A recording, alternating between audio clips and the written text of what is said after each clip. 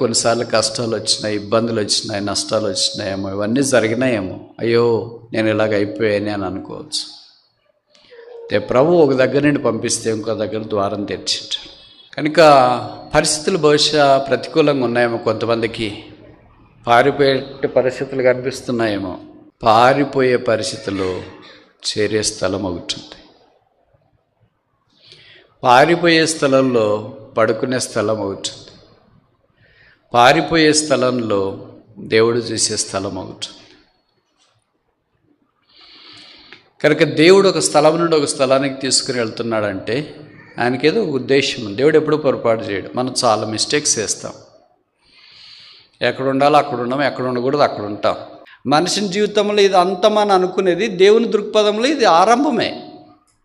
మనకి ఇదంతా అయిపోయింది, ఇంకా all my life is done, my studies are done, my family is done, my children are done, my church is done, all my ministry is done. No, who said that all your ministry is done, your family is done, your studies are done, your job is done, future is done. No, it's a beginning in the perspective of God. దేవుని దృష్టిలో అది ఇంకా ఆరంభమే, మన దృష్టిలో అది ముగింపే.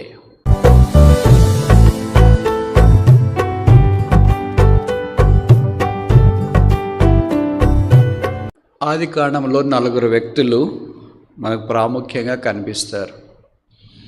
అబ్రహాము, ఇస్సాకు, యాకోబు, యోసేపు. దీంట్లో ఒక్కొక్క రకమైన విధానంలో దేవుడు ప్రత్యక్షత అనుగ్రహించినాడు. యాకోబు దగ్గరికి వచ్చేటప్పటికి దేవుని మందిర ప్రత్యక్షత వెల్లడి చేసినట్లు మనం చూస్తాం. మొదటి పుస్తకంలోనే బైబిల్లో దేవుని మందిరాన్ని గురించి చెప్పాల్సిన అవసరం ఉందా? అర్థమవుతుందా చెప్తే? మొదట మన పిల్లలు లేదా మనము స్కూల్కి వెళ్ళిన రోజే ఆల్జిబ్రా, ట్రిగనామెట్రీ చెప్పినారనుకో, a+b² అని. పిల్లలు ఇంటికి వచ్చిన తర్వాత మమ్మీనో డాడీ అడిగారు, ఏం చెప్పారా అంటే, ఏమో టీచర్కే తెలియదు, మాకేం చెప్తారంట. వాళ్ళకి ఏదో రైమ్స్ అవి చెప్తే, twinkle twinkle little star how I wonder what you are అని గుర్తుపెట్టుకుంటారు, వచ్చి చెప్తారు. బైబిల్లో మొదటి పుస్తకంలో మరి దేవుని సంఘము, మందిరము ఒక మర్మం అని ఎఫెసీ పత్రికలో పౌలు అన్నాడు. నేను క్రీస్తుని గురించి, సంఘముని గురించి మాట్లాడుతున్నాను. అది మర్మం, దట్స్ మిస్టరీ. మర్మం మొదటి పుస్తకంలోనే అర్థమవుతుందా? అర్థం కాకపోయినా చెప్పాలనా? దీన్ని బట్టి మనకు అర్థమయ్యే సంగతి ఏంటంటే అది ప్రాముఖ్యము అని. అర్థమైనా అర్థం కాకపోయినా అది విశిష్టము అని. అర్థమైనా అర్థం కాకపోయినా అది అవసరము అని. అర్థమైనా అర్థం కాకపోయినా అది మనం గ్రహించవలసింది అని. కనుక దేవుని మందిరము అనేది మనమైతే ఎప్పుడు చెప్తాం? అంత రక్షణ పొంది బాప్తిస్మం తీసుకొని హస్త నిక్షేపణ అయిపోయి క్రమంగా వస్తుందండి, అప్పుడు మీకు అర్థమైతే సంఘం అంటే అని మనం చెప్తాం. బైబిల్ అలాగే చెప్పట్లేదు, ఆరంభంలోనే చెప్పేసినారు. అందుకని కాంప్లికేటెడ్ మొదటి చెప్తారు. కొత్త నిబంధన కూడా మత్తయి సువార్త కొత్త నిబంధనలో మొదటి పుస్తకం మత్తయి సువార్త మొదటి అధ్యాయం తీసిన వెంటనే అబ్రహాం కుమారుడైన దావీదు కుమారుడైన యేసుక్రీస్తు వంశావళి అని వంశావళి ప్రస్తావించారు. అది తేలిక కష్టమా? ఇంట్రెస్టింగా? నాట్ ఇంట్రెస్టింగా? ఎవరికైనా మనం సువార్త చెప్పడానికి వ్యక్తిగతంగా ఆరంభించినాం అనుకో, మనం ఇలాగే చెప్పినాం, అబ్రహాం కుమారుడైన దావీదు కుమారుడైన యేసుక్రీస్తు వంశావళి అని స్టార్ట్ చేసినాం అనుకో, వెళ్ళొస్తాం సార్, తర్వాత కలుస్తాం. మనం ఎలాగ చెప్తామో, యేసు ప్రభు పాపుల రక్షకుడు, ప్రేమ గలవాడు, మన కొరకు ఈ భూమి మీదకి వచ్చిన, అలాగే మెల్ల క్రమేణా మాట్లాడు. కాంప్లికేటెడ్ ఎందుకు మొదట రాశారు? అర్థం కాని ఎందుకు రాశారు? ఇబ్బంది కలిగించింది ఎందుకు రాశారు? పరిశుద్ధాత్మ దేవుడు ప్రధానికి ఉద్దేశం కలిగి ఉన్నాడు. అలాగే దేవుని మందిరం యొక్క ప్రత్యక్షతను గురించి కూడా ఉద్దేశం కలిగి ఉంది. బైబిల్లోని మొదటి పుస్తకంలోనే ఆది కాండంలో ప్రస్తావించిన. అది ఏదో మన మాదిరి మంచి వాతావరణంలో కూర్చున్నప్పుడు చెప్పిన మాటలు కాదు. చాలా ఇబ్బందికరమైన పరిస్థితుల్లో చెప్పిన మాటలు. మనకు తెలిసి ఈ కథ అంతా అయినా మరలా జ్ఞాపకం చేయడానికి ప్రయత్నం చేస్తా. యాకోబు, ఏశావు, వాళ్ళ అమ్మగారు, నాన్నగారు, నలుగురు చిన్న ఫ్యామిలీ. Why to అవర్స్ట్. చాలా బాగుంది. ఇప్పుడు కాదు స్లోగన్, అది బైబిల్లోనే ఉంది, ఆది కాండంలోనే. Why to అవర్స్ట్. మేమిద్దరము, మాకిద్దరు. ఆ ఇద్దరిలోనే సమస్య వచ్చింది. ఈ దినాల్లో ఉన్న సమస్యలు ఎప్పుడో ఉన్నాయి, మనమేమంటే ఇప్పుడే మాకు వచ్చినాయంట. అంటే ఒక కొడుకు వైపు ఒకళ్ళు, ఒక కూతురు వైపు ఒకళ్ళు. తల్లిదండ్రులు అలాగూ పనిచేసుకున్నారు. యాకోబుకేమో అమ్మ వచ్చింది కనుక జరిగిన సంగతి ఇక్కడ ఆశీర్వాదం పొందుట కొరకై వేట మాంసాన్ని తీసుకొని వచ్చినాడు. తల్లి తయారు చేస్తే ఆశీర్వాదం పొందినాడు. అంతలోగా అన్న వచ్చినాడు. విషయం తెలిసింది. చంపోతాడు అనుకున్నారు. తప్పించుకొని వెళ్ళిపోమని చెప్పింది వాళ్ళమ్మ. భర్తకి చెప్పలేకపోయింది, పెద్ద కొడుకు చెప్పలేకపోయింది. చిన్న కొడుకే తప్పించుకోమని చెప్పి. పెద్ద కొడుకు చెప్పొచ్చు కదా, పోట్లాడొద్దురా అని, మీ తమ్ముడిని ఏమి అనొద్దురా అని. ఇద్దరు కొడుకులు తన దగ్గర ఉండడం ఇష్టం లేదా? చెప్పొచ్చు, బట్ చెప్తే విండేమో, స్టేజ్ దాటిపోయినాడేమో. అందుకనే వినే కొడుకే చెప్పింది. యాకోబు బయలుదేరి బెర్షెబా నుండి హారాను వైపు వెళ్ళి. ఇది దాదాపు 1000 కిలోమీటర్ల దూరం. 1000 కిలోమీటర్ల దూరం పోవాలంటే యూదులు రోజు కనీసము 20 కిలోమీటర్లు నడుస్తారు. 1000 కిలోమీటర్లు అంటే దాదాపు 50 రోజులు. 50 రోజులు నడిచిపోవాలంటే ఎంత కష్టం. ఆ ప్రయాణానికి ఒడిగట్టాడు ఒక్కడే. అదే ఇక్కడ వాక్యంలో మనం చూస్తాం. 28 ఆది కాండం 10వ వచనం. Genesis chapter 28 verse 10. యాకోబు బెర్షెబా నుండి బయలుదేరి హారాను వైపు వెళ్ళుచు ఒక చోట చేరి ప్రొద్దుకింకినందున అక్కడ రాత్రి నిలిచిపోయి. హారాను వైపు వెళ్ళుచు. బెర్షెబా అంటే మనకు తెలుసు కదా, సాక్షార్థపు బావి. హారాను అంటే ఇండెసిసివ్నెస్, వాలటైల్, నాట్ రెసిడ్. అంటే స్థిరమైన చంచల మనస్సు కలది. దాన్ని హారాన్ అంటారు. బెర్షెబా ప్రమాణపు బావి. సో అక్కడి నుండి అక్కడికి బయలుదేరాడు. దాసులు, పనివారు ఎవరు తనతో లేరు. అంత దూర ప్రయాణం ఒక్కడే ముందుకెళ్ళటానికి పూనుకున్నాడు. ఒక చోట చేరి. See that praise in Telugu. ఒక చోట చేరి. ఎక్కడ చేరాలా? అక్కడే రాశారు కదా, ఒక చోట. ఒక చోట చేరేదాన్ని ఏమంటారు?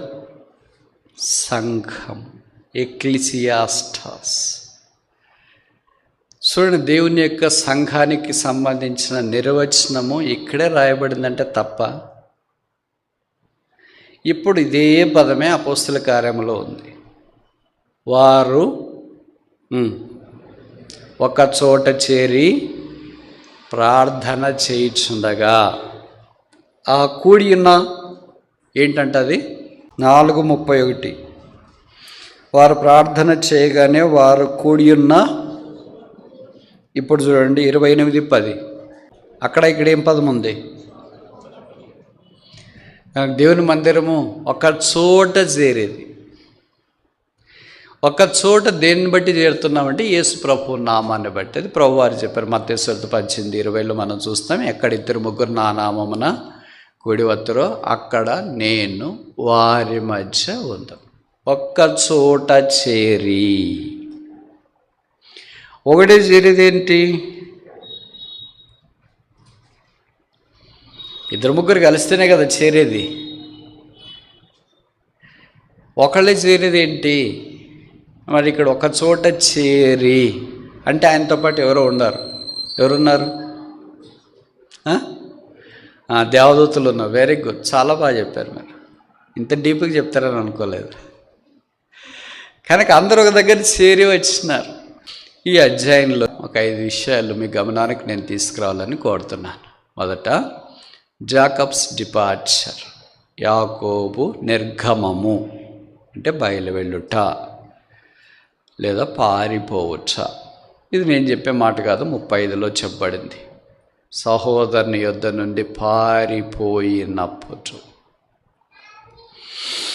కనుక పరిస్థితులు బహుశా ప్రతికూలంగా ఉన్నాయేమో, కొంతమందికి పారిపోయే పరిస్థితులు కనిపిస్తున్నాయేమో. ఎక్కడుంటామని అనుకున్నామో అక్కడ ఉండకుండా పంపిస్తున్నారేమో. పారిపోయే పరిస్థితులు చేరే స్థలం అవుతుంది. పారిపోయే స్థలంలో పడుకునే స్థలం అవుతుంది. పారిపోయే స్థలంలో దేవుడు చూసే స్థలం అవుతుంది. కనుక దేవుడు ఒక స్థలం నుండి ఒక స్థలానికి తీసుకుని వెళ్తున్నాడంటే ఆయనకేదో ఉద్దేశం. దేవుడు ఎప్పుడూ పొరపాటు చేయడు. మనం చాలా మిస్టేక్స్ చేస్తాం. ఎక్కడ ఉండాలో అక్కడ ఉన్నాం, ఎక్కడ ఉండకూడదు అక్కడ ఉంటాం. ఏది చదవాలో అది చదవం, ఏది చదవకూడదు అది చదువుతాం. ఇంక ఇలాంటివి అనుకుంటూ పోతే చాలా ఉంటాయి మన దగ్గర. కానీ దేవుడు మన మిస్టేక్స్ అన్నీ బైపాస్ చేసి, ఓవర్ రూల్ చేసి మనల్ని తిరిగి తన సంకల్పంలోనికి తోడుకొని వస్తాడు. అదే దైవకృప. సరే, నేను ఇలాగ చేసి చెప్పానని మిస్టేక్స్ చేస్తూనే పోవాలని కాదు దాని అర్థం. నష్టాలు భరిస్తూనే పోవాలని కాదు దాని అర్థం. మామూలుగా మనమే తెచ్చుకుంటాం చాలా సమస్యలు. ఇప్పుడు యాకోబు సమస్య ఆయనే తెచ్చుకున్నాడా? దేవుడు అనుమతించినాడా? ఆయనే తెచ్చుకున్నాడు. మనం తెచ్చుకునేవి ఈశ్వరులకు 199 మనమే తెచ్చుకుంటాం.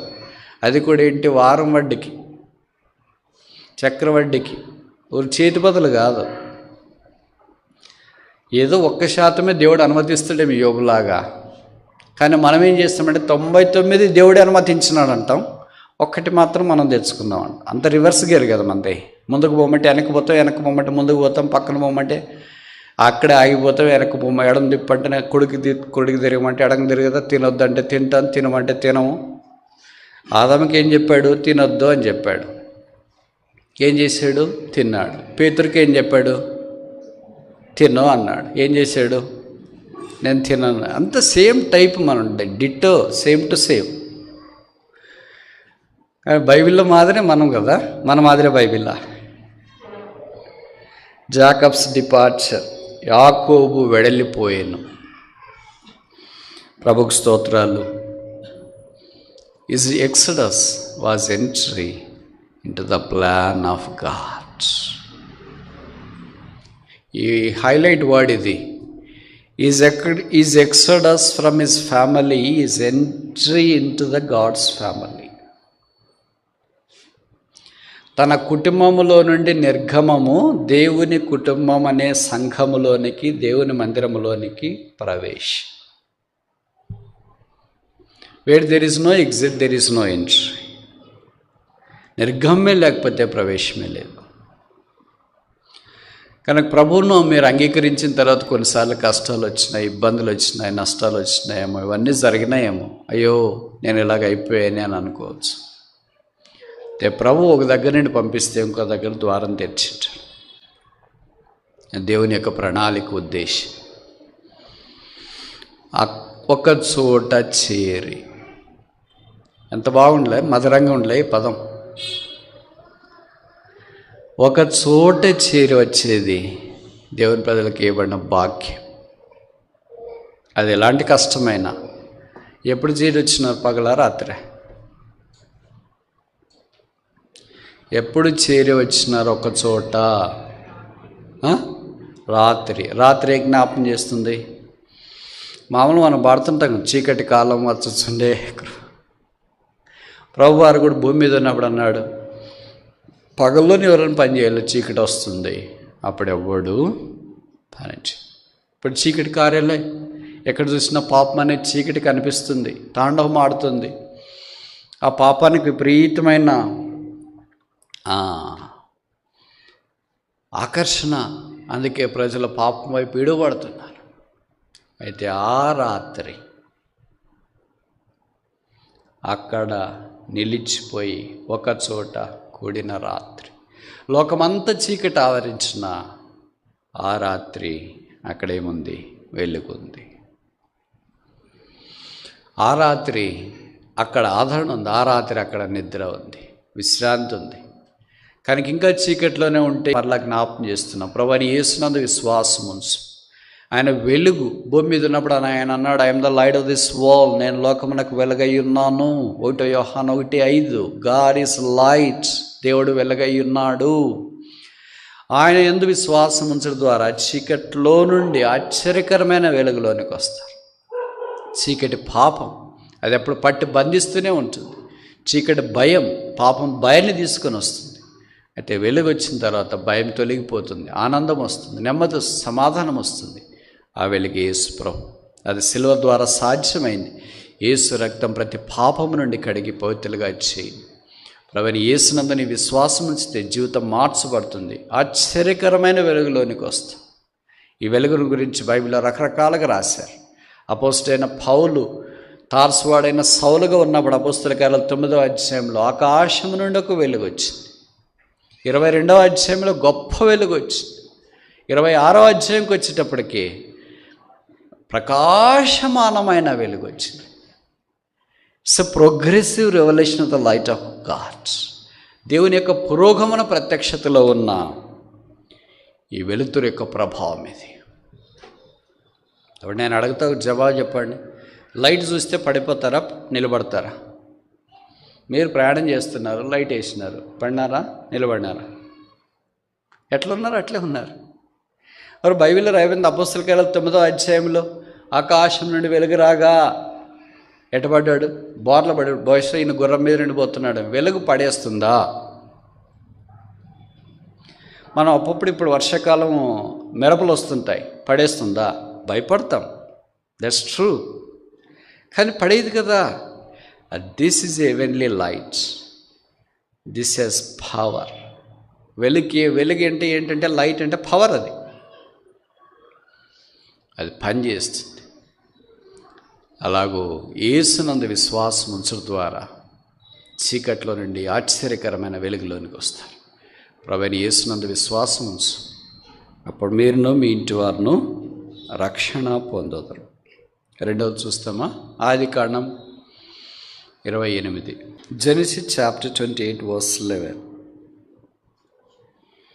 ఒక చోట చేరి ప్రొద్దుకొంకినందున అక్కడ ఆ రాత్రి నిలిచిపోయి ఆ చోటి రాళ్లలో ఒకటి తీసుకొని తనకు తలగడగా చేసుకొని అక్కడ పండుకొనెను. అప్పుడు అతడు ఒక కల కానెను. బైబిల్లో చాలా స్ట్రేంజ్ ఉంటాయి కదా పదాలు. అప్పుడు, ఎప్పుడో,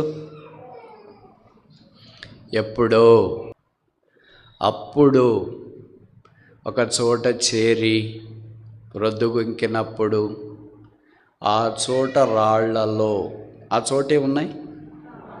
ఏం రాళ్ళు అవి? దీన్నే పేతురు రాస్తాడు మన భాషలో, సజీవమైన లివింగ్ స్టోన్స్. అటువలే మీరును సజీవమైన రాళ్ల వలె దేవుని మందిరముగా కట్టబడుచున్నారు. ఇదే యాంప్లిఫికేషన్ అక్కడ. This is called, new testament is called a commentary of the old testament. కొత్త నిబంధన అంటే పాత నిబంధనలోది కామెంటరీ. అంటే మనకు అర్థమయ్యే భాషలో, మన భాషలో చెప్పడానికి పరిశుద్ధాత్మ దేవుడు చేసిన ప్రయత్నం. రాళ్లలో ఒకటి తీసుకొని, అన్నీ కాదు, ఏ మూలకు తలరాయి ఒకటే, సియోన్లో రాయి ఒకటే, ప్రశస్తమైన రాయి ఒక్కటే, ఆ రాయి యేసుక్రీస్తు ప్రభువే. దాన్ని తలగడగా చేసుకొని నిద్రపోయింది. ఇప్పుడు నేను నేరుగా ప్రశ్న అడుగుతాను. మిమ్మల్ని ప్రశ్న అడిగేంతటి వాడినే కాదు, కానీ వాక్యం మీద మనస్సు కేంద్రీకరించడానికి చిరు ప్రయత్నం. ఇంట్లో నుండి ప్రాణం అరిచేతిలో పట్టుకొని బయటికి పారిపోతున్నప్పుడు అడవుల్లో ఒక రాయి తలగడగా చేసుకొని పడుకోవటానికి పూనుకుంటే నిద్ర పడుతుందా పట్టదా? కల రావాలంటే చాలా గాఢ నిద్ర పట్టాలి. ఊరికే పూటికి మనకి నిద్రపోతే పిల్లి నిద్ర మాదిరి కాదు. అప్పుడు అతడు ఒక కలగానే అంత నిద్ర రావాలి. వస్తుందా? మనకి చిన్న దానికే నిద్ర పట్టదు రాత్రి. మళ్ళీ ఏసీ రూమ్లు ఉంటాం, దోమతరలు ఉంటాయి, డాడీ ఉంటారు, మమ్మీ ఉంటారు, బ్రదర్స్ సిస్టర్స్ ఉంటారు, అన్నోళ్ళు అక్కళ్ళు అందరు కుటుంబం అంతా దాదాపు అదే ఇంట్లోనే ఉంటారు. చిన్నది ఫెయిల్ అయినామంటే నిద్ర పట్టదు. రేపు రిజల్ట్స్ వస్తాయంటే అసలే నిద్ర పట్టదు. ఇలాంటివి చెప్తా పోతే ఇంకెన్ని ఉంటాయి. రేపు పెళ్ళి అవుతుందంటే అసలు నిద్ర పట్టదు, అది వేరే విషయం అనుకోండి. ఇలా నిద్ర పట్టని రాత్రులు ఎన్నో ఉంటాయి. ప్రాణం ఇంక అయిపోయింది, బతుకుతావో లేదు తెలియదు. అలాంటి ప్రాణాపాయ పరిస్థితులు ఉన్నప్పుడు ఎలాగ నిద్ర పట్టింది? అప్పుడు యాకోబు వయసు 77 సంవత్సరాలు, పెళ్లి కాలేదు. ఇంకోసారి చెప్పనా? 77 సంవత్సరాలకి పెళ్లి కాని వాళ్ళు ఎవరైనా ఉంటే చేయొద్దండి. మనకి 77కి అన్నీ అయిపోయింటాయి, ఇంక రెడీగా ఉంటాం పరదేశులమో ప్రియులారా. ఇప్పుడు బైబిల్ యాకోబు జీవితం నవ్ ఇట్ స్టార్ట్స్, ఇప్పుడు ఆరంభం అవుతుంది. What is the end in a human perspective is a beginning in the God's perspective. మనిషిని జీవితంలో ఇది అంతమని అనుకునేది దేవుని దృక్పథంలో ఇది ఆరంభమే. మనకి ఇదంతా అయిపోయింది, ఇంకా all my life is done, my studies are done, my family is done, my children are done, my church is done, all my ministry is done. No, who said that? All your ministry is done, your family is done, your studies are done, your job is done, future is done. No, it's a beginning in the perspective of God. దేవుని దృష్టిలో అది ఇంకా ఆరంభమే, మన దృష్టిలో అది ముగింపే. 77 ఏళ్ళకి కింద ఎలాగ పడుకుంటారండి? ఎంత యాకోబు సుఖంగా ఉన్నవాడు. యాకోబు పేదవాడా ధనవంతుడా? చాలా ధనవంతుడు, అంత ఇంత ధనవంతుడు కాదు. అబ్రహాం ధనవంతు ఎవరికి వచ్చింది? ఇస్సాకు వచ్చింది. అబ్రహాం ఎలాంటి వాడంట? ఆదికాండంలో చెప్పబడింది, బహుధనవంతుడు, not rich person. Okay, greatly rich, బహుధనవంతుడై ఉండెను. ఆ ఆస్తి అంతా మరి ఇస్సాకు వచ్చింది కదా. ఇస్సాకు అదంతా ఖచ్చితంగా వీళ్ళుకుంటారు. ఎంతమంది పనివాళ్ళు ఉన్నారో, ఎంతమంది దాసులు ఉన్నారో, ఎంతమంది సహాయం చేసేవాళ్ళు ఉన్నారో. మరి మమ్మీకి పెట్, మమ్మీ దగ్గర గుడారంలోనే ఉండేవాడు. అలాంటి వాడు maybe first time he was out side his mummies lab. Mummy tent నుండి, మమ్మీ వెట్టదనం నుండి, మమ్మీ యొక్క ఆదరణ నుండి మొట్టమొదటిసారి బయటకు వచ్చినాడు అనుకుంటా. ఇప్పుడు ఈ రాత్రి నిద్ర పట్టింది. కొంతమంది అలాగే ఉంటారు, అయ్యో బ్రదర్ జీవితంలో ఎప్పుడు బయటలేనండి, అందుకేనేనండి దేవుడు బయటికి తెచ్చాడు. ఎప్పుడు హాస్టల్లో లేదండి, ఎప్పుడు ఫెయిల్ కాలేదండి, ఎప్పుడు ఇట్లా జరగలేదు. ఎప్పుడు జరగలేదు కనుక నేను జరిగింది, ఎప్పుడు జరగలేదు కనుక జరగకూడదు అనుకోకూడదు. దేవుని ప్రణాళిక. ఆయన ఇంట్లో ఉన్నప్పుడు కళ రాలేదు. ఏ రోజు కానీ 77 ఏళ్లలో నాకు కళ వచ్చిందని వాళ్ళ అమ్మగారికి చెప్పినట్లు, వాళ్ళ అమ్మ ఏం కళ వచ్చిందిరా అని అడిగినట్లు బైబిల్లో రాయలేదు. Maybe this is the first dream he had of 77 years of life. మనకు కూడా కళలు వస్తాయి, రకరకాల కళలు వస్తాయి. ఎంత తక్కువ చెప్తే అంత మంచిది దాని గురించి. అంతేనా? మనం ప్రార్థన చేసుకునే పడుకుంటాం. రాత్రి పడుకునేటప్పుడు ప్రభా చెడ్డ కళలు రాకుండా సహాయం చేసి, చుట్టూ దూత కాదు దూతలు అగ్ని ప్రాకారం ఉంచి పడుకున్నామో లేదా 1-2 గంటలు కూడా ఉండదు. అప్పుడే అరిసింటామంటే ఇంట్లో వచ్చింటా డాడీ నా మమ్మీ, ఏంటి అట్ట అరుస్తున్నారా? నేను ఎప్పుడు ఏడుస్తాడు, డాడీ పడుకోను. అయ్యో అరుస్తున్నావు, కాలు వదలు, చెయ్యి వదలు, కాలు వదలు, చెయ్యి. బైబిల్ ఉందే పక్కన బైబిల్ ఉంది, సియోన్ గీతాలు ఉంది, దైవ మర్మాలు ఉన్నాయి, మొబైల్ ఫోన్లో సాఫ్ట్ కాపీ ఉంది, బైబిల్ అన్నీ బైబిల్ ఉన్నాయి, పక్కన ఉన్నాయి కానీ హృదయంలో లేవుగా. మన కళలు ఎట్లొస్తాయంటే ఎంత తక్కువ చెప్తే అంత మంచిది. రాత్రిపూట మళ్ళీ నేను చెప్పాను అనుకో, అవే వచ్చినాయి మీకు, నన్ను తిట్టుకుంటారు. యాకోబుకి 2 రకాలైన కళలు రావాల సైకాలజీ ప్రకారం. మొదటి రకం ఏంటంటే అన్న యుద్ధ నుండి పారిపోతున్నాడు కనుక అన్న ఆయన తరంతున్నట్లు ఈయన పరిగెత్తిపోయినట్లు దశకు వచ్చిన తర్వాత ఇంక పరిగెత్తడానికి శక్తి లేకుండా అన్నకు దొరికిపోయినట్లు అన్న ఏంట్రా నా ఆశీర్వాదం తీసేసుకుంటావని కత్తి తీసుకొని పొడుస్తున్నట్టు అన్నా అని కేకలేసినట్టు స్టాప్, కట్, సీన్ కట్. అట్లా రావాల. అది రాలేదు. ముందు ఆలోచిస్తే దూరదృష్టితో, మనకి ఎక్కువ దూరదృష్టి కదా ఇట్లాంటి దాంట్లో. ముందు ఆలోచిస్తే మేనమామ అందమైన అమ్మాయి, వావ్, వెళ్ళిన వెంటనే చూసింది, పలకరించింది, మాట్లాడింది, మామయ్య వచ్చేసాడు అని అనింది, ఇంట్లో అందరికి చెప్పేసింది. సరే వచ్చేసాడు కదా, పెళ్లి చేస్తామని వాళ్ళ నాన్నగారు పెళ్లి చేసాడు. పెళ్ళి అయిపోయిన తర్వాత పిల్లలు అయినారు, ఒకళ్ళు కాదు, ఇద్దరు కాదు, 12 మంది అయినారు. డాడీ అని వస్తే అందరిని కౌగలించుకున్నట్లు అట్లన్న కళ రావాలి. విచిత్రం ఏంటంటే ఈ రెండు రాలేదు. అప్పుడతడు ఒక కళ కనెను. నాకు తెలిసి బైబిల్లో ఈ కళ ఒకళ్ళకే వచ్చింది ఒకేసారి.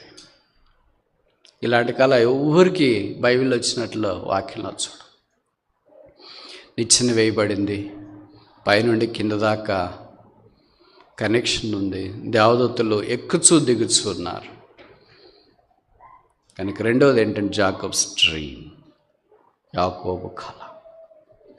నేను చాలాసార్లు ఇట్లా ప్రార్థన చేసుకుంటా, ప్రభా ఇట్లాంటి దాంట్లో కొద్దిగా ఒక విషమంతా నాకు ఇలాంటి కళలు ఇవ్వచ్చు కదా అని. పొరపాటును కూడా ఇప్పటిదాకా రాలే. మీరన్నా ప్రయత్నం చేయండి, ఇలాంటివి వస్తే ఎంత బాగుండు అని.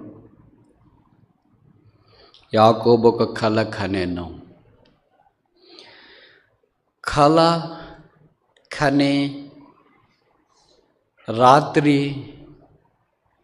ఒక చోట ప్రొద్దుకొంకినప్పుడు ఉండేది మేళ, కలల కనకుండా తల్లి దగ్గర ఉండేది మేళ. కలగని ఒంటరిగా ఉండేది మేళ, లేదా ఒంటరిగా ఉండి కలగనేది మేళ, అందరు గుంపులో ఉండి కళ లేకుండా ఉండేది మేళ. రాత్రిపూట భయంతో రాళ్ళలో ఒకటి తలగడగా చేసుకుని అరణ్యంలో పడుకునేది మేళ, ఇంట్లో నా కుర్లానో డూలెక్స్ మంచి తలదిండి పెట్టుకుని పడుకునేది, నోకి అదేంటి ఐకియా దిండి పెట్టుకునేది, అది మేళ. మనం ఏమనుకుంటామంటే అది ఇది కావాలా ఇది కావాలా బ్రదర్, ఆదివారం కళ, సోమవారం నుండి శనివారం దాకా కుటుంబం అనుకుంటాం. అటు కాదనుకుంటాం. Jacob's dream was unique. యాకోబు కళ అసమానం. None has such a dream in the Bible other than Jacob. బైబిల్లో కళలు వచ్చిన కొంతమంది చెప్తుంటారు కదా, నాకు కూడా కళ వచ్చిందని. ఏం కళ వచ్చిందంటే నువ్వు తొందరగా చచ్చిపోతావని కళ వచ్చింది అని. ఇట్లాంటివి అనవసరము. కళ అనే పదం కాదు, కళ కన్నవారు. కొత్త నిబంధనలు ఎంతమంది, పాత నిబంధనలు ఎంతమంది, మొదటి ఎవరు కలగన్నారు, చివరికి ఎవరు కలగన్నారు? సరే, చిన్న చిన్న ప్రశ్నలకు మీరు జవాబు చెప్పడం అంత బాగుండదు కదా, నేనే చెప్తాను. కనీసం 14 మంది బైబిల్లో కళ కన్నట్లు మనం చూస్తాం. 14 డ్రీమర్స్. పాత నిబంధనలో 11 మంది, కొత్త నిబంధనలో 3. పాత నిబంధనలో మొదట కలగనిన వ్యక్తి యాకోబు. బైబిల్లో ఆఖరి కలగన్న వ్యక్తి ఎవరు? ఇందాక చెప్పా, పిలాతు భార్య. బైబిల్లో మొదటి కలగనేది పురుషుడు, ఆఖరి కలగన్నది స్త్రీ. మొదట కలగన్నది పితరుడు, ఆఖరి కలగన్నది ఒక అధికారి భార్య. మొదట కళ దేవుని సంఘాన్ని గురించి, ఆఖరి కళ దేవుని గురించి. మొదటి కళ నిచ్చెన గురించి, ఆఖరి కళ నిచ్చెనైన యేసుని గురించి. మొదటి కళ దేవదూతలు ఎక్కుచూ దిగుచూ ఉన్నారు, ఆఖరి కళ దేవదూతలు దిగుచూ వచ్చి ప్రభువారికి శిలువ విషయంలో సహాయం చేసి. మొదటి కళ నెరవేర్చబడింది, ఆఖరి కళ నెరవేర్చబడాలి. ఇప్పుడు ఇలాంటి కళలు మనకేమైనా వస్తాయా? మనకు వచ్చే కళలు బైబిల్లో ఉండవు, బైబిల్లో ఉండేవి మనకు రావు. ఎప్పుడు మనం మ్యాచ్ అయ్యేది? ఇట్లే జరిగిపోతుంది. పిలాతు భార్య ఆ నీతిమంతుని జోలికి. యూజువల్గా మీరు ఊహించండి, భర్త ఆఫీసులో ఉన్నప్పుడు భార్య ఇంట్లో నుండి ఫోన్ చేస్తేనే చాలా చిరాకు అనిపిస్తుంది. ఫోన్ మోగిందని 11కో 12కో ఎప్పుడో మధ్యాహ్నం లేదా ఉదయం, లిఫ్ట్ చేయకపోతే మళ్ళీ లేనిపోయిన సమస్యలు. అందుకనే ఫోన్ లిఫ్ట్ చేసి ఏంటి చెప్పు అంటే, మీరు భోజనం చేసినారా అండి, టిఫిన్ చేసిన, ఈ మాటలు ఇప్పుడు అవసరమా, ఫోన్ పెట్టి అని పెట్టారు అనుకోండి, ఎలాగుంటుంది అంటే. ఓ మధ్యలో ఉద్యోగం చేసేటప్పుడు ఏదైనా ఫోన్ చేయాలనుకుంటే ఎంతో ఇంపార్టెంట్ ఉండాలి. ఇప్పుడు పిలాతు ఎక్కడున్నాడు? సింహాసనం తీర్పు మీద ఉన్నాడు. ముందు కేసు జరుగుతుంది, యేసుప్రభు నిలబడినాడు. ఇది ఇన్స్టెంట్గా యాక్ట్ కావాలా. అందుకే కళ వచ్చింది ఆమెకి. వచ్చిన తర్వాత వెంటనే ఏం చేసింది? బహుశా పేపర్ తీసుకొని రాసిందేమో. రాసేవాళ్ళు వాళ్ళ ఇంటి దగ్గర ఉంటాడు కదా, అటెండర్లా అంటాడు, ఆయన పిలిచి ఇచ్చేసిరా అని చెప్పిందేమో. ఆడు అన్నాడేమో, ఎప్పుడు ఇవ్వాలి మేము, ఇప్పుడు అక్కడ జరుగుతుంది, జడ్జిగా ఆయన నిలబడి తీర్పు ఇవ్వబోతున్నాడు, కోర్టులో ఉన్నాడు, భోజనానికి వచ్చిన తర్వాత ఇస్తానులేమ్మా, సాయంకాలం వచ్చేటప్పుడు ఇమ్మంటారమ్మా, కార్ డ్రైవ్ చేసేటప్పుడు, ఇప్పుడే వెళ్ళి ఇచ్చిరా. ఆ తీర్పులోనే మధ్యలోనే పోయినాడు. ఎంత పవర్ఫుల్ కదా డ్రీమ్ అది. పిలాతు తప్పించాలనుకున్నాడు, కానీ ప్రజలకు భయపడి తప్పించలేకపోయాడు. అది ఆఖరి కళ. సరే, ఇప్పుడు మెట్టుకు డ్రీమ్, కళ, దేవుని మందిరాన్ని గురించి, దేవుని సంఘాన్ని గురించి మనకు కూడా అలాగుంటే ఎంత బాగుంటుంది. మొదటిది జాకబ్స్ డిపార్చర్, యాకోబు నిర్గమము. రెండవది జాకబ్స్ డ్రీమ్, యాకోబు కళ. మూడవది ఆదికాండం 28:16.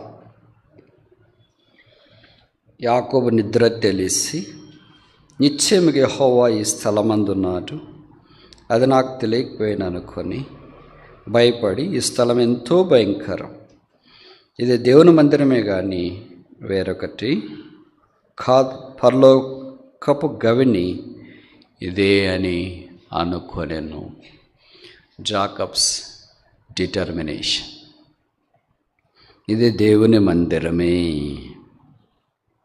యాకోబు నిద్ర తెలిసి. ఇప్పుడు కొన్ని ప్రశ్నలు అడగవచ్చా? బైబిల్లో మందిరంలో నిద్రపోయిన వాడు మొదటి వ్యక్తి ఎవరు? పోనీ మందిరంలో ఎంతమంది నిద్రపోయినారు బైబిల్లో? పాత నిబంధనలు ఎంతమంది, కొత్త నిబంధనలు ఎంతమంది?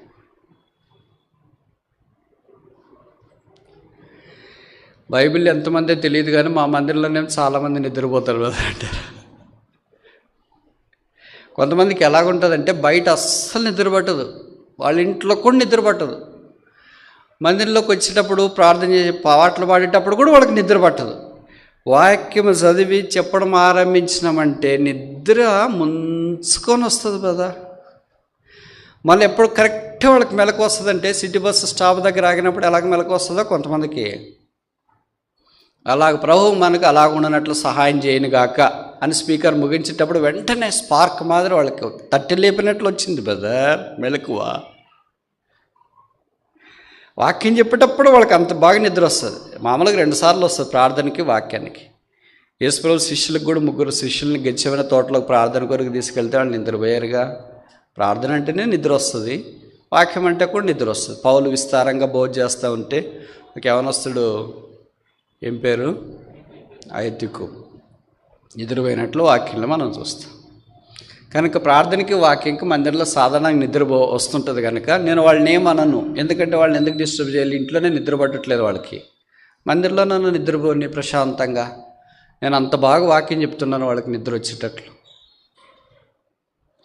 అందుకే ఎంకరేజ్ దేం. ఎప్పుడు నిద్ర వచ్చేవాళ్ళు ముఖం కడుక్కోండి అని చెప్పి వాచ్ నైట్ సర్వీస్ రోజు మాత్రమే చెప్తా. అట్లా మిగతా రోజులు నాకు చాలామంది కనిపిస్తుంటారు కదా నిద్రపోయేవాళ్ళు, అబ్బా వీడికి ప్రశాంతంగా దేవుడు నిద్రిస్తున్నాడు, ప్రభుకు స్తోత్రాలు.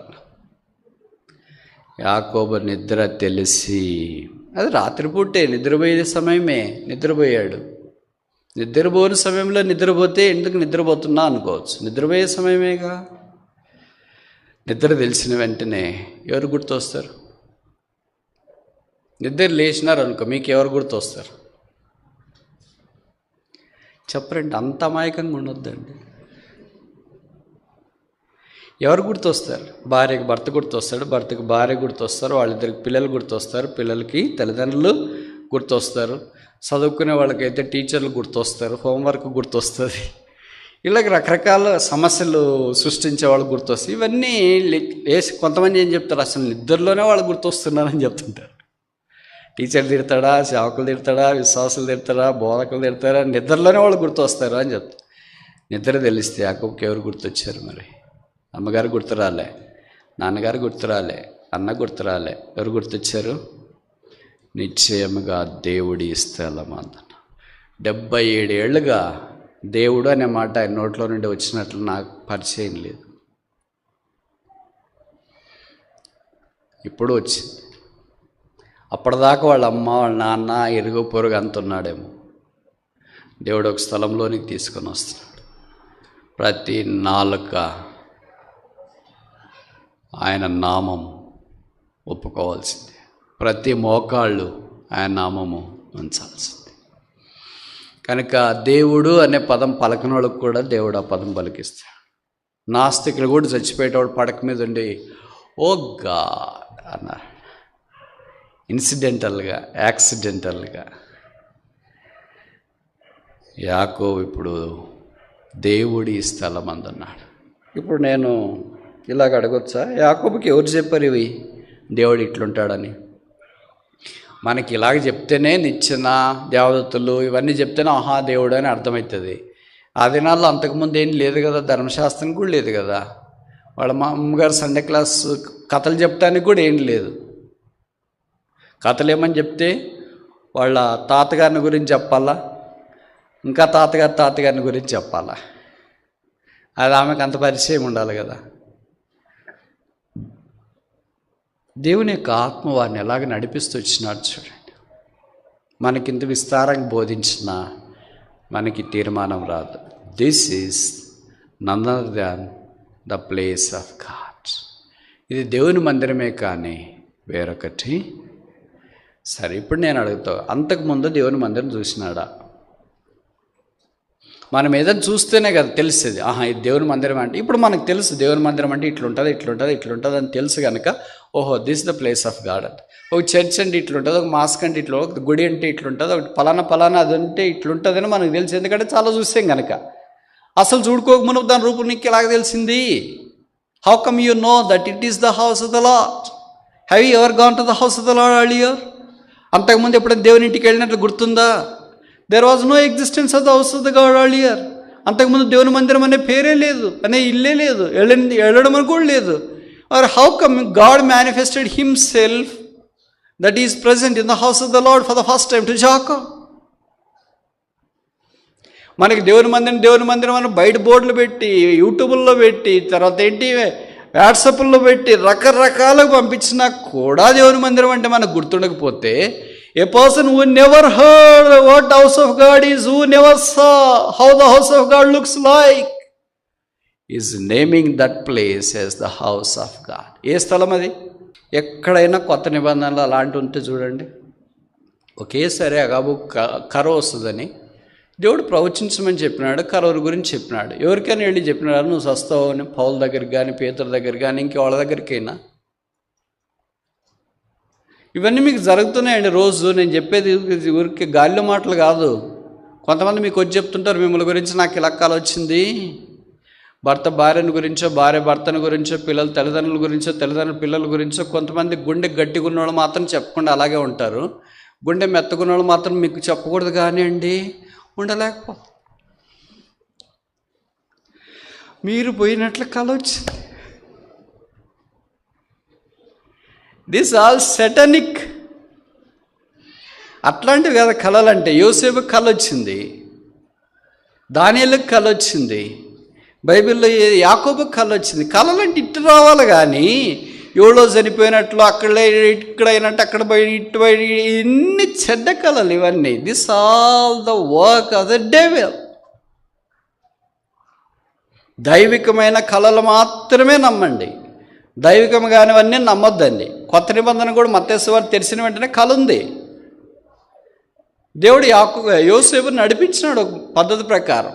అప్పుడు వాళ్ళకి అలాగ నడిపించడానికి దేవుడు ఇష్టపడినాడు. పిలాతు భార్యకు కూడా కళ వచ్చింది. దైవికమైన కళలు రావాలి కానీ నా నీతిమంతం జోలికి పోవద్దు అని ఆమె భాషలో చెప్పి పంపించింది. కానీ ఆయన చచ్చిపోయినట్లు నాకు కళ వచ్చిందండి, అట్లా రావాలి కదండి. మనకన్నీ అలాగొస్తుందండి, ఆశ్చర్యం వేస్తే నాకు. మళ్ళీ విశ్వాసులే, పరిచయమైన వాళ్ళే, మంచి ప్రార్థన పరులే, వక్తలే. This all అన్స్క్రిప్చరల్. వాక్యంలో ఎక్కడ కొత్త నిబంధనలు అలాగ లేదు. ఇలాంటి దైవికమైన కళ వస్తే అప్పుడు మీరు ఆలోచించు. ఇప్పుడు నేను ఒక మాట అడగచ్చు, బైబిల్ ఎంతమంది కళలు కన్నారు? పాత నిబంధనలు ఎంతమంది? కొత్త నిబంధనలు ఎంతమంది? మొదటి కలగన్న వారెవరు? చివరి కలగన్న వారెవరు? ఈ స్థలము ఎంతో భయంకరం. ఏ స్థలం? కళ కనన స్థలం, దేవుడు ప్రత్యక్షమైన స్థలం, దేవుడు నివసించే స్థలం, దేవుడు మాట్లాడిన స్థలం. ఇది పాత నిబంధన. కొత్త నిబంధనకు వచ్చిన తర్వాత we are not place centered but person centered. పాత నిబంధన ఒక స్థలం ఉంది, యెరూషలేము ఉంది, సియోన్ ఉంది, దేవుని మందిరం ఉంది, బేతేల్ అనేది ఉంది. ఇప్పుడు కొత్త నిబంధనకు వచ్చిన తర్వాత యేసుక్రీస్తు ప్రభువే దేవాలయం కంటే గొప్పవాడు ఇక్కడ ఉన్నాడు. అందుకే వీఆర్ పర్సన్ సెంటర్డ్ చర్చ్. యేసు ప్రభు అన్నాడు, ఎక్కడ ఇద్దరు ముగ్గురు చేరి వస్తారు కాదు, అక్కడ ఇంపార్టెంట్ వర్డ్ ఏంటి? నా నామమున కూడి వస్తారు. కనుక ఇన్ హిజ్ నేమ్, ఆయన ఉన్న దగ్గర, ఆయన ఉంటేనే దేవుని మందిరం, ఆయన లేకపోతే దేవుని మందిరము కాదు. ఆయన చుట్టూ మనం చేరి వస్తున్నాం. అది మన కొత్త నిబంధనలో ఉన్న భాగ్యం. ఇప్పుడు మన తీర్మానం ఏంటి మరి? What's our determination? ముందుకు వెళదామా? 28వ అధ్యాయం, జెనసిస్ చాప్టర్ 28 verse 18. తెల్లవారినప్పుడు యాకోబు లేచి తాను తలగడగా తీసుకుని రాయి తీసి దానిని స్తంభముగా నిలిపి దాని కొన మీద నూనె పోసెను. Jacob's dedication. నూనె పోయడం అనేది నాకు తెలిసి మొదటిసారి ఇది బైబిల్లో. ఎవరు చెప్పకునేవన్నీ ఎట్ట చేశాడు? మనకి ఇన్ని చెప్పినా కూడా చేయలేకపోతున్నామేంటి? బైబిల్ చదవండి అని చెప్పినా చదవలేకపోతున్నాం, ప్రార్థన చేయండి అని చెప్పినా చేయలేకపోతున్నాం, ఆరాధన చేయండి అని చెప్పినా చేయలేకపోతున్నాం, మందిరానికి రండి అన్నారు అలాగపోతున్నాం. ఈయనకి ఎవ్వరు చెప్పలేదేంటి? అయినా అన్నీ చేసాడేంటి? తేడా ఏంటి మనకి ఈయనకి? ఆయన దేవుని యొక్క మందిరాన్ని గురించిన ప్రత్యక్షత కలిగిన వాడు. ఏ రాయి తీసుకున్నాడు, ఆ రాతిని నిలిపి దాని కొన, మూల భాషలో ఏంటంటే దాని తల మీద, తల ఉంటుందా రాతికి? కడుపు ఉంటుందా? కాళ్ళు ఉంటాయా? చేతులు ఉంటాయా? మనకు తెలియదు. కానీ పల్లెటూరులో మేస్త్రీలు అంటారా, ఇక్కడ బేల్దారులు అంటారా? రాళ్ళతో కట్టేవాళ్ళని ఏమంటారు? వెళ్ళినాయి వాళ్ళు పైన కడతా ఉంటారు, కింద పని చేసేవాళ్ళు ఉంటారు కదా, రే ఆ కడుపు నేను రాయిరా, ఆ తోక నేను రాయిరా అంట. మనకి ఈ రాతికి తోక ఎలాగొచ్చింది, ఈ రాతికి కడప ఎలాగొచ్చింది మనకు తెలియదు. ఆ చెప్పానికి తెలుసు, ఇచ్చేవాడికి తెలుసు. మనం అడిగామనుకో తోక ఎలాగుంది దీనికంటే, ఇదిగో సాగదీసి పడింది. దీనికి కడపు నేను రాయంటే పెద్ద గుండెల మధ్యలో. ఏ రాతి తల మీద నూనె పోసి. అడిగి యాకోబు తాను ప్రభువు వారికి తన సన్నిధులు, దేవుని సన్నిధిలో ప్రతిష్ఠించుకోవడానికి ఇష్టపడి అదే ప్రతిష్టను గురించి మాట్లాడు. మనం కూడా అలాంటి అనుభవంలోనికి రావాలి. ఆ నూనె పరిశుద్ధాత్మ దేవుడు. కొత్త నిబంధనలో పరిశుద్ధాత్మ దేవుని యొద్దకు మనం తీసుకురావచ్చు. కనుక దేవుని మందిరముగా మనం చేరిన వెంటనే, రక్షించబడిన వెంటనే సంఘములోకి భాగమవుతున్నాం. పరిశుద్ధాత్మ దేవుని యొక్క అభిషేకంలోనికి మనం తీసుకురావాలి. దేవుని యొక్క దయ. 5వ దాకా చూసి ముగిస్తామా? 28, 20వ వచనం. ఆదికాండం 28:20. Genesis chapter 28 verse 20. అప్పుడు యాకోబు, నేను తిరిగి నా తండ్రి ఇంటికి క్షేమంగా వచ్చున్నట్లు దేవుడు నాకు తోడై ఉండి నేను వెళుచున్న ఈ మార్గంలో నన్ను కాపాడి తినుటకు ఆహారం, ధరించుకుటకు వస్త్రం నాకు దయచేసినడులా యెహోవా నాకు, అంటే ఇప్పటిదాకా ఏమి కాలేదు, ఇప్పటిదాకా ఏం కాలేదు. Is it true? దేవుడు కాకుండానే 77 సంవత్సరాలు గడిచిపోయినాయా? It's possible. దేవుని మంచి ఫ్యామిలీలోనే పుట్టినాడు. అసలు మా తాతగారు ఎవరో తెలుసా మీకు? మా నాన్నగారు ఎవరో తెలుసా? మీ నాన్నగారు గొప్పోళ్ళే, మీ తాతగారు గొప్పోళ్ళే, మీ తాతగారు గొప్పోళ్ళే, అంత గొప్పోళ్ళే. నీకు దేవుడు తెలుసా? తెలీదు. 77 years elapsed, but he hasn't encountered God personally. దేవుని ఆయన గుర్తించలేకపోయినాడు. యాకోబు లాంటి కుటుంబంలో పుడితేనే అలాంటి పరిస్థితి ఉంటే మన సంగతి ఏంటి? యాకోబుకున్నంత బ్యాక్గ్రౌండ్ నాకు తెలిసి ఇక్కడ ఎవరికి లేదు. ఇక్కడ కాదు, ఆన్లైన్లో వాళ్ళకి, ప్రపంచంలో ఎవరికి లేదు. ఇస్సాకు లాంటి తండ్రి ఉండేవాళ్ళు ఎవరైనా ఉన్నారా? అబ్రహాం లాంటి తాతగారు ఉండేవాళ్ళు ఎవరైనా ఉన్నారా? అలాంటి వంశావళిలో నుండి వచ్చిన వానికి ఎవరు తెలియదు? So strange. This possible. ఇది నన్ను కూడా చాలామంది చెప్తుంటారు, అయ్యి మా నాన్నగారు ఎవరో తెలుసా, మా అమ్మగారు ఎవరో తెలుసా? మీ నాన్నగారు అమ్మగారు మంచిదే, మీ తాతయ్య మంచోళ్ళే, వాళ్ళంతా భక్సింగ్ గారు మా ఇంటికి వచ్చినాడు, మా నాన్నగారు ఆ పెళ్ళి ఎవరు చేశారు తెలుసా? భక్సింగ్ గారే, మంచి, చాలా మంచిది, అన్నీ all good. But do you know who God is? నీకు తెలుసా యేసుప్రభు ఎవరో? మీ అమ్మగారు నాన్నగారి సంగతి పక్కన, మీ తాతగారు అమ్మగారి సంగతి పక్కన, నీకు యేసుప్రభు అంటే తెలుసా? పాపల రక్షకుడు తెలుసా? నీ జీవితాన్ని మార్చేవాడని నీకు తెలుసా? నువ్వు నమ్మినావా? నువ్వు అంగీకరించినావా? Do you had any personal encounter with this God? ఈ దేవుడితో ఎప్పుడైనా వ్యక్తిగతంగా దర్శించబడిన దినం అనేది ఉందా? అది యాకోబుకి రాత్రి. యాకోబు దేవుడి సన్నిధిలో మొట్టమొదటిగా నాకు తెలిసి this is first prayer for the first prayer, first time in the house of the lord. దేవుని మందిరంలో మొట్టమొదటిసారి ఆయన చేసిన ప్రార్థన ఇది. ఇది స్వార్థమా, నిస్వార్థమా? నన్ను కాపాడితే, నాకు భోజనం పెడితే, నాకు బట్టలు ఇస్తే, నన్ను తిరిగి తీసుకొని వస్తే, నాకు క్షేమం ఇస్తే,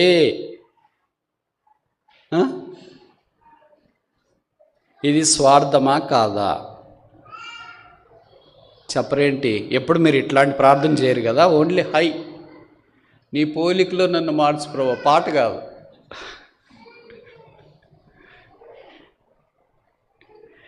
మనం చేసేది ఇదే. This is not a selfish prayer, but it's a prayer for the needs. అక్కర కొరకే చేసిన ప్రార్థన. జాకబ్స్ డివోషన్, ఆయన భక్తి, దేవుని మీద ఉన్న ఆయనకు నమ్మకం. మనకు అలాంటి నమ్మకం, దేవుడు వింటాడని ఆయనకు తెలిసింది, అర్థమైంది. మాట్లాడే దేవుడని అర్థమైంది, ప్రార్థనకు జవాబిచ్చే దేవుడని అర్థమైంది, దేవుడు వింటాడని. భోజనం కావాలని అడగడం తప్ప అండి? తప్ప కాదా? స్వార్థమా? నాకు బట్టలు ఇవ్వండి అనడం స్వార్థమా? తల్లి దగ్గరికి వెళ్ళి అమ్మ నాకు భోజనం పెట్టాను స్వార్థం ఎలాగైద్ది? తల్లి దగ్గరికి వెళ్ళి డాడీ నాకు బట్టలు కావాలని స్వార్థం ఎలాగైద్ది? నన్ను భద్రంగా స్కూల్కి డ్రాప్ చేయ, లేదా కాలేజీకి డ్రాప్ చేయి, పికప్ చేయని స్వార్థం ఎలాగైద్ది? ఇవి కాదు కదా. దీస్ ఆర్ ఆల్ నీడ్స్, అక్కరలు. అందుకే ఇదే తీసి యాంప్లిఫై చేసి యేసుప్రభువు వారు మత్తయి కొండ మీద ప్రసంగంలో అన్నారు, మీకు కావలసినవన్నీ మీ పరలోకపు తండ్రికి తెలియదు. కనుక 6:33 చెప్పబడింది, seek ye first the kingdom of God, then everything shall be added unto you. దేవుని రాజ్యం మొదట నీతిని వెతుకుడి, తర్వాత సమస్తం మీకు అనుగ్రహించబడు. అనేక సందర్భాల్లో దేవుని రాజ్యాన్ని, నీతిని ఎతికే విషయంలో మనం తప్పిపోయాం.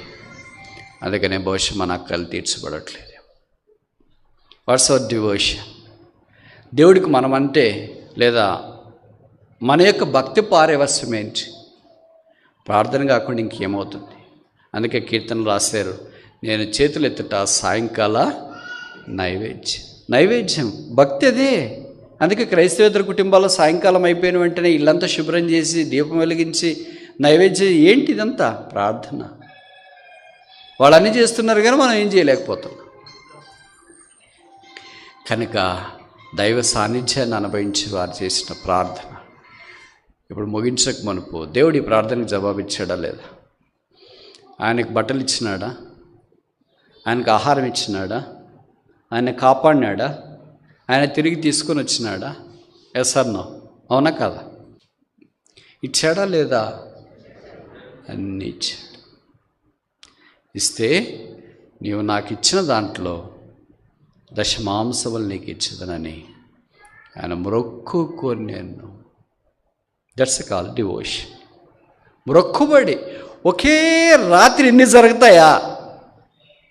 మనకి ఎన్ని రాత్రులు గడిచిపోయినా, ఎన్ని పగలు గడిచిపోయినా, ఎన్ని వారాలు గడిచిపోయినా, ఎన్ని మళ్ళీ నెలలు గడిచిపోయినా, ఎన్ని సంవత్సరాలు గడిచిపోయినా, ఎన్ని వాచ్ నైట్ సర్వీసులు జరిగిపోయినా ఏమి హృదయంలో విషమంతా కూడా మారదే, విషం కూడా మారదు.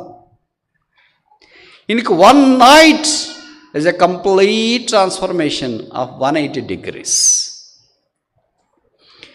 ఈ తీసుకునేవాడే కానీ ఇచ్చేవాడు కాదు ఎప్పుడెవరికి.